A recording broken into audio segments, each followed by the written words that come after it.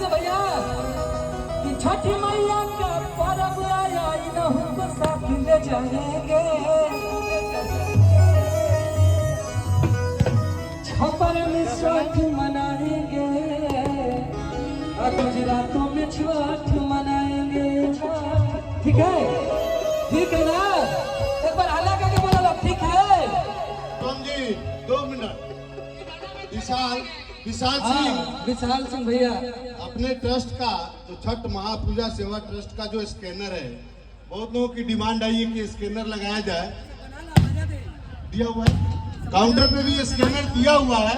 जो काउंटर वहाँ लगी है वहाँ पे स्कैनर है। जब ना उठो और ना कल बंद कर दो। सुबह हम लोग एक स्कैनर माता है मैंने एक बार मेरे साथ हाथ उठा के गाएंगी। चलिए ना भैया कि जोड़े जोड़े फलावा सूरज देव घटवा पे दीवानी चढ़ावे हो।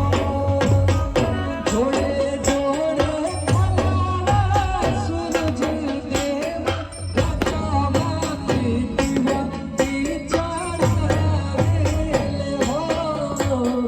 जल्दी जी खड़ा कोई